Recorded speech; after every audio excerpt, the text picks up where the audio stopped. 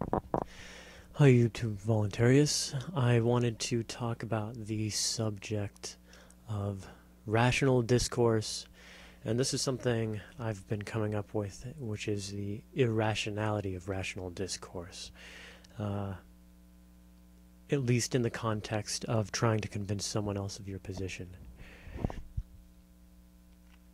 And I do believe that rational discourse works with your peers, which that is people who already identify themselves as part of your group, who are on the same social status, social structure. But and it works to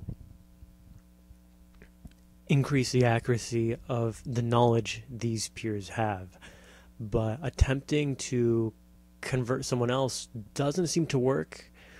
And this is what I see happening when people talk to each other, talk to people who have different ideologies, is that it is not actually about the discussion which is occurring. It is about establishing relative social superiority and inferiority, like relative hierarchy to each other.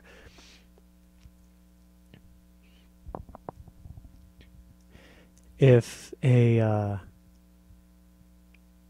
if more people were converted by rational arguments, by sound rational arguments, I wouldn't be saying this. But what I usually see is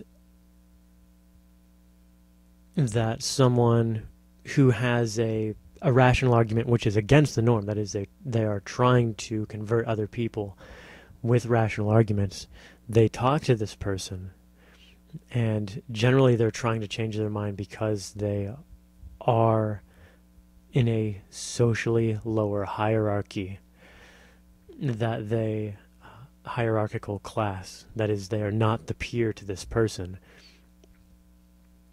What I see is just more of that being re-perpetuated. That is, they are openly establishing that they are an inferior. And that seems to be what wins the conversation, too.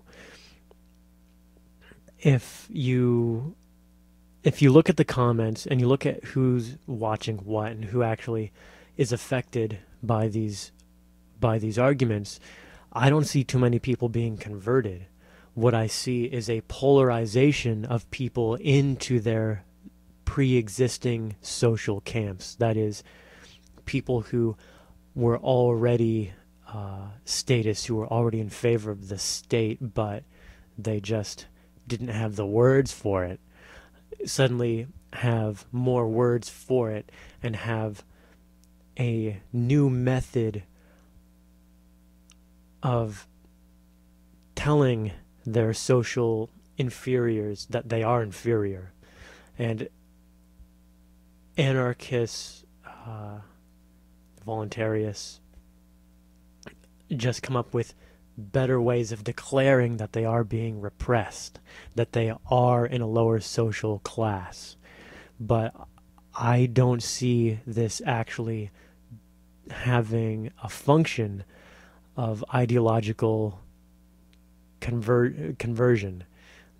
It looks to me like all this does is reassert the social structure that already exists. And I would actually go even farther and say it doesn't just reassert it, it solidifies it.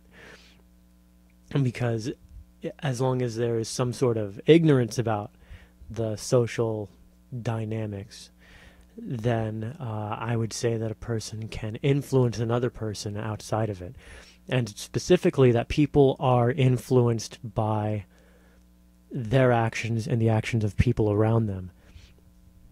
And that is, if I somehow manage to normalize open carrying a handgun, if I could eventually normalize this, not doing anything political, not doing anything ideological, but doing it through personal ideology, that is, getting people to like me and getting people to trust me and getting them to be all right with me carrying around a handgun and getting other people who are already trustworthy, who are already trusted, getting them to carry around a handgun, and normalizing it through example, not through ideology, but through the existing social structure and through change via action, that you can create a dynamic where something already exists, and then you can rationally explain how things already exist to solidify it. But that's what I've noticed, is that rational arguments are not do not necessarily not necessarily, but usually do not cause social change in themselves.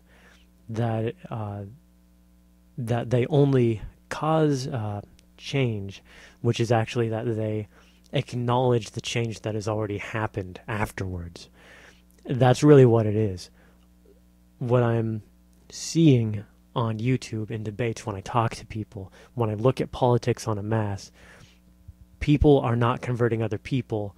They are making a declaration about the way things are without even realizing it. So, tell me what you think.